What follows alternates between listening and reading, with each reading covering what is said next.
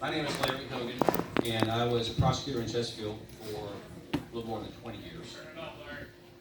Turn it. Come closer. I'm an old person. All these police people.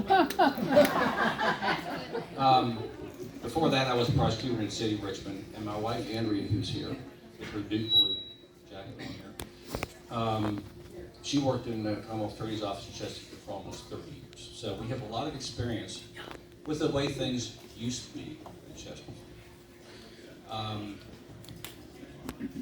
I can tell you that our boss at that time, who, you know that phrase, the OG? Well, he's the OD. He's the original Davenport. He's the only Davenport that really makes any difference at this point. He knew how to entice people to come work with him. He knew talent. He knew how to nurture talent. And he took care of his people. And Erin came to us under his auspices in 2010. And I'll tell you, she's the most credentialed, has to be the most credentialed prosecutor we ever had, with a magna cum laude from Randolph-Macon and a magna cum laude from the University of Richmond Law School. So she brought a lot of intelligence, a lot of insight, and a really willingness to work in juvenile court and do a lot of work with children and abused children and neglected children and spouses who had been abused.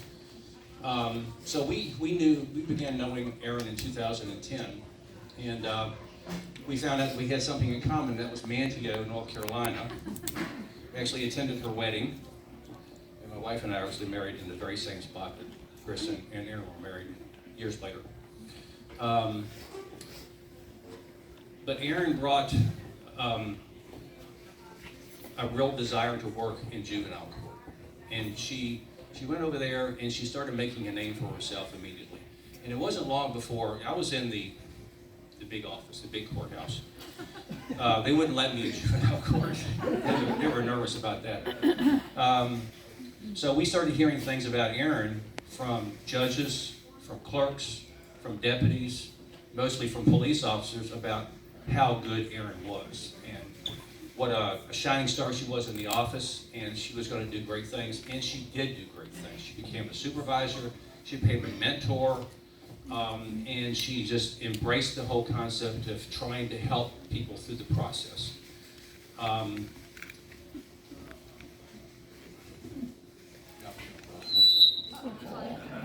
need another beer.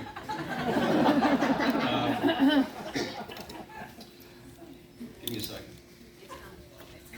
That's why I'm retired. We understand. But when we began to understand what Erin's potential was and what her capabilities were, we decided that she needed to be more involved in the other things that were going on in the office. So in 2016 or so, she and I prosecuted the case of John Gibbs, who was a doctor at the time, and he was charged with murdering his living girlfriend, whose body has never been found. Erin had done battle with Mr. Gibbs earlier than the homicide indictment. And when we got around to indicting him on the murder charge, she was, as they say, fired up and ready to go. And I have never seen somebody as dedicated as she was in the prosecution of this guy to make sure justice was done. And I think it really came home to her because he had a son who was about the same age and had the same name, Joseph. So it became very personal for the both of us. And I will tell you that trying that case with Erin made me remember all the things that I'd been hearing about Erin, all the good things about how confident she was, how intelligent she was, how prepared she was. And when she gave her closing argument in that case, and she did her rebuttal, and then she did her argument in the sentencing, I don't know if there was a dry eye in the whole place. After the jury came back with a guilty verdict, I went in the hallway and broke down on Andrea's shoulder because I was so moved by what Erin said, and I was so relieved that we had attained justice for the family in that case. we need somebody to come to Chesterfield to get the integrity back for the office, to get the office back to where it was before. Woo! We need somebody to restore confidence in the police department. A lot of police officers here, a lot of folks I've worked with for a long time, and Erin has too. Nobody wants to go into the Commonwealth Attorney's Office. We need people now to come. We need somebody to come in and get that straight, and Erin is the person to do that. We need somebody to bring some accountability in the office. We need somebody to come into the office who will try a case in court and not try a case in social media.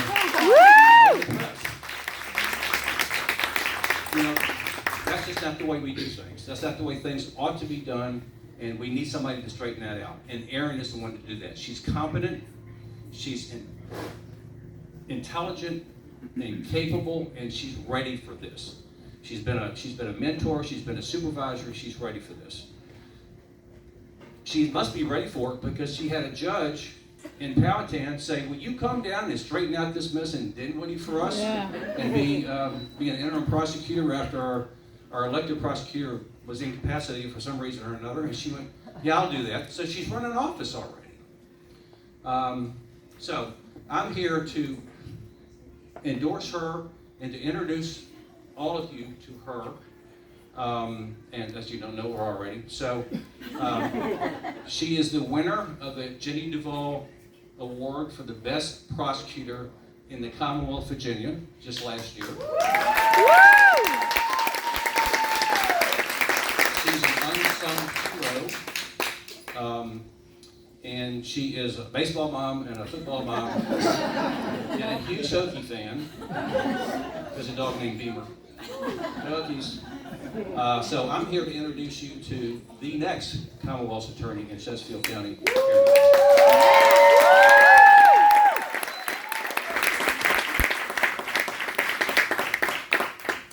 Part of being a good trial attorney sometimes is knowing when to sit down. And after that speech, part of me feels like just sitting down.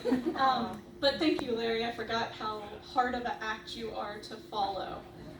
Thank you to everyone who is here. I look around the room, and when I was looking at the RSVP list, something that impresses me about this party and all of you that are here is each and every one of you has somehow supported me, either personally or politically, to get me to this point. I look around, I know Larry mentioned the police department, Larry and Andrea, co-workers that I've worked with that are here, people I've worked with through the court system in other capacities, people that I've worked with as advocates on political activities are here, my parents, my family, my babysitter from when I was little. It just means so much to me that all of you took the time to come here. The other thing that I notice when I look around, though, is there are so many different people here from different walks of life, right? So many different people from different backgrounds, different careers, coming here from different places in the community. I could go through each one of you, that would take hours. I hope you all have time to meet each other. I know some connections have already been made, some of you that know me, but then didn't realize you also knew each other, have interacted before with each other. But I think what's powerful about this, and I've been to a lot of political events, and a lot of times you get one section of the community coming out, right, supporting a candidate. And what's so important to me and so powerful to me is that you guys have come together as a community, so many different people from different walks of life, different backgrounds, different beliefs, different political sectors in Chesterfield County, and have come together and said, we support you because, as Mr. Hogan said, we need change in Chesterfield County. And not only have you said we need change, but what's important to us is that we have a prosecutor who's experienced, a prosecutor who knows how to evaluate a case, looking at facts and circumstances and the laws and their experience in court, knows how to look at a case, knows how to try a case. A prosecutor who values integrity and values fairness and justice over power and political gain, which is what we have right now. We have a political prosecutor right now. And what that's gotten us a system where people are treated differently depending on who they are, who they know, how much money they have, what type of church they're a pastor of. It's gotten us a system where the Commonwealth Attorney's Office no longer works with its partner agencies, the police department, mental health, social services, the Child Advocacy Center, all the other agencies that are supposed to work with the Commonwealth Attorney's Office has fallen apart. That network, that connection has fallen apart.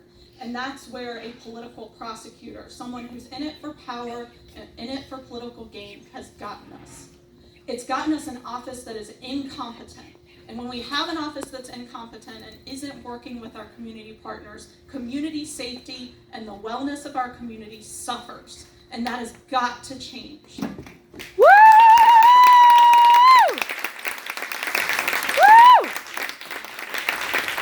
In organizing files and getting ready for the election, I came across the letter I actually wrote to Billy Davenport in 2010. If any of you remember 2010, we were in a recession. State government had a freeze on all jobs. I wrote letters to every Commonwealth Attorney's Office within an hour of Richmond begging for a job. And I came across the letter I wrote to Billy Davenport. And the first line in that letter was, "It is my intention to be a career prosecutor."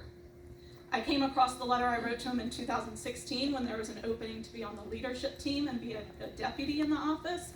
And that same line, "As you know, Mr. Davenport, it is my intention to be a career prosecutor. This is my passion, this is where my love lies, and this is how I've chosen to serve my community. I want to serve my community in a way that builds bridges with our partner agencies, that keeps experienced trial lawyers in the office so that we're trying cases appropriately. Woo! I want to build an office that has those experienced attorneys to try those cases, but also an office that upholds dignity and empathy and takes into account when someone has a mental health issue, has a substance abuse issue, is young, and in the beginning, in the juvenile stage or young adult part of their life. I want attorneys that can look at cases and evaluate them based on dignity, based on fairness, based on integrity and justice, not based on power, appearance, or political gain. Woo!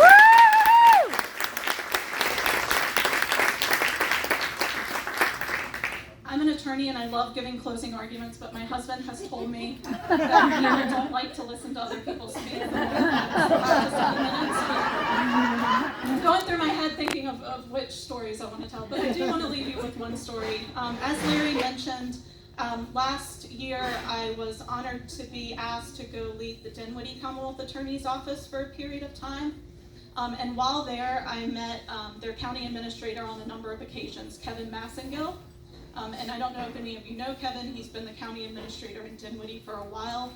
His father was the superintendent of state police. Actually, my dad worked as a state trooper under Superintendent Massengill. One of the meetings I was at, Kevin told this story about public service, and it has stuck with me for the last 6 months since I've been there. And I think about it every time I'm getting ready to do something in regards to the election. He tells a story, and I credit him. I'm going to steal the story because it's really powerful. He said when he was a kid, probably 10, 11, 12 years old, down the road from his house lived a lady, older, widowed, didn't have much capability to get around, do her yard work, do things around the house. And so he said one evening, during the week, his dad and him stopped by, and his dad said, if you let me, I'd love to bring my son back on Saturday, and we'll do some yard work. We'll, split the wood that you need split, do some things around here for you. And of course she was like, I'd be really grateful. I don't have anyone to do that. So Kevin says, Saturday comes, it's a 75-degree day.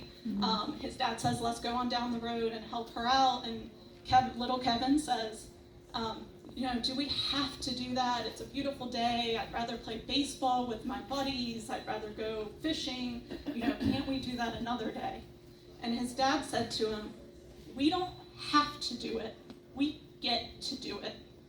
Wow. And that means so much to me because I don't have to serve my community. I don't have to run for office. But I am so honored to get to do this. It is not a burden to serve my community in this way. It is something I am honored to do. I'm so excited to be your Commonwealth Attorney after November 7th. I'm so excited for this election season. I thank you all for being supportive of me, for being here for me, and all of you just for being there and being supportive. Now, I do have to, before my campaign manager jumps out at me, I know she's thinking right now she's not ending on that without asking for something. So I do need help, right? Chesterfield County has 370,000 residents. Approximately 120,000 of those residents vote in every election. Wow. It is a huge undertaking to reach 120,000 voters. That is bigger than any Senate district that's running in the state Senate. That's bigger than any House of Delegates district that's running. We have to meet vastly more voters on such a smaller budget, right? Because as local elections, or local candidates, we don't have access to some of the state money and the PAC money. So there are a couple things I will ask you to do. One, if you haven't seen Sangeeta Darji over here, we have got to get the word out, and we can do that through t-shirts, through bumper stickers. I'm getting there, Sangeeta. Putting magnets on your car, so when you drive around Chesterfield, there's some name recognition. Introducing me to friends, getting in your chats that you have and saying, I saw Erin Barr tonight, please look her up and look at her website, please go see her speak. Having meet and greets at your house where I can come meet your friends and family and introduce myself to them. The second way, and I'm going to get to Sangeeta's request in a minute, the second way is there are, Tracy, how many? 87. 87 precincts, 87 polling places in Chesterfield County on November 7th. And I need you tonight to go mark that off your work calendar. Yep. Take a vacation day for me. November 7th, I will need someone at each and every polling place. So I would ask you to try to adopt a polling place and get friends and family to come out and help you, to hand out things with my name on it and tell voters about me. And then finally, you can see Sangeeta, we need money. You can see Sangeeta and she'll tell you how much you need to donate. Or if you're scared of Sangeeta, these QR codes on all the tables and the business cards, you can just scan and it'll take you to the website, and you'll be able to donate from there. Two things about donating money. First of all, as I said, we are such a big jurisdiction to hold a local race in. And so it takes so much more money than you would imagine. The second is, don't think about it as donating to me. What you're doing is investing in Chesterfield County. You're investing in a place where if you or your family member was victimized, they would come into contact with an empathetic prosecutor who knows how to try a case, who is skilled, experienced, trauma-informed, and is going to treat your family member well. You're investing in a place where if your son, grandson is a teenager and does something stupid, Amy's been there. They'll come in contact with a prosecutor's office who understands child development, who understands what's going on in that situation, and will treat them with empathy. Same case if you have a family member who struggled with substance abuse, mental health issues, that you'll encounter a prosecutor's office that is educated on those issues. I want to make Chesterfield a better place. Like I said, this has been my calling. This is where I want to serve the community, and I thank you all so much for your support. Now have fun. This is a party. I want you to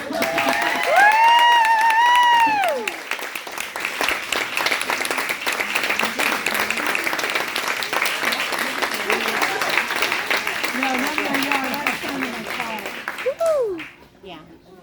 Yeah.